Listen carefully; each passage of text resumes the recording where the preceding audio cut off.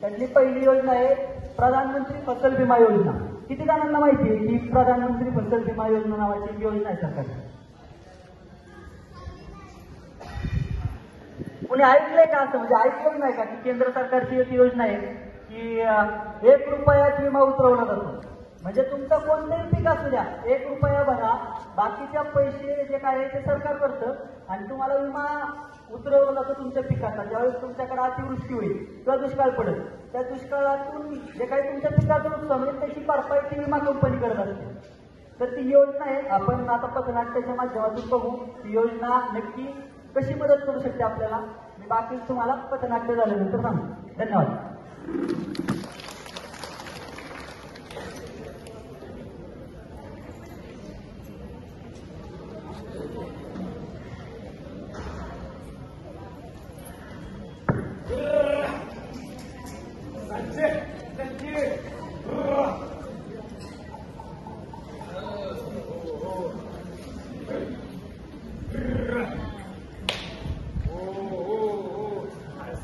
चालकीला जरा राजा मग कसा चालतोय शेवटची सरी राहिली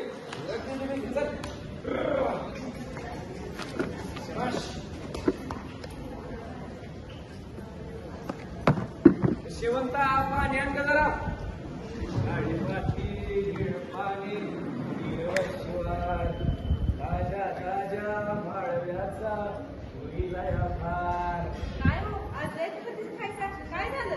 अगे शेवंते समज पेरलं बघा राहणार आता बदलत पाऊस पडला पाहिजे म्हणजे कसं धनधान्याची पण भरभराट पैशाचा बी भरभराट।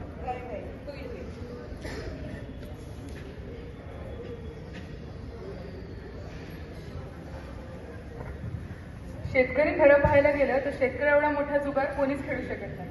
तो शेती करताना फक्त बियाणेच नाही तर त्याचा जीव त्यात फेरत असतो, तुझं सर्वस्व त्यात फेरत असतो आणि तो अपेक्षा करतो ते फक्त त्याच्या मेहनतीच्या कष्टाचं फळ यायची। आणि एवढा मोठा जुगारी जो पूर्णपणे पर्यावरणावर डिपेंडेंट आहे तरीही तो आज सगळं करतोय, तर याच्याहून मोठा जुगार कोणी खेळू शकेल का? शेतकरी जीव म्हणलं की आपल्या जीवनात दारिद्र्य आहे काय? पण कसं करायचं आता कसं जगायचं? आता काय बाबा आलिया भोगाशी असं चालू द्यायचं तसं।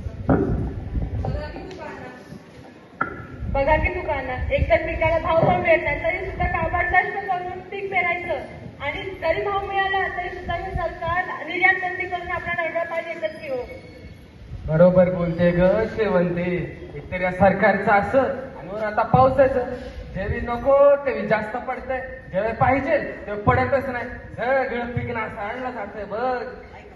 मला आता एक आठवलं, आमच्या कॉलेजमध्ये शिकवलं होतं सरकारची एक योजना आहे बघा, त्याच्यामध्ये सरकार काय करतंय की तुमचं जे काही पीक पाणी त्याचं नासाडी झाली आहे ना ती सगळी भरपाई करतंय।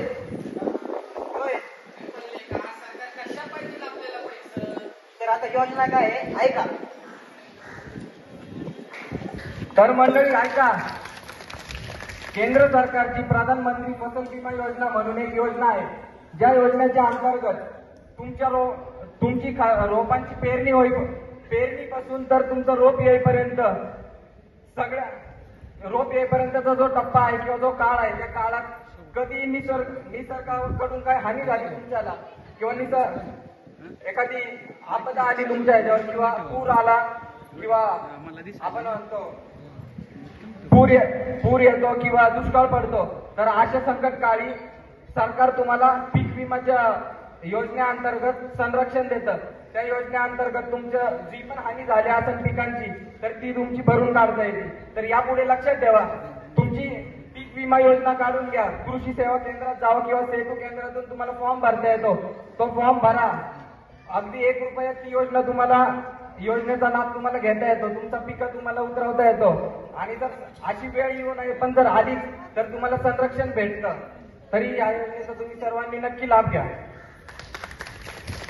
बेटा लय बरं केलं रे, लय बरं केलं सांगून आताच लागले हाती जातो सेतू सेवा केंद्रात आणि आत्ताच्या आता फॉर्म भरून टाकतो बस। म्हणजे कसं काय अडी अडचण आली हाय की शासन आपल्या दारी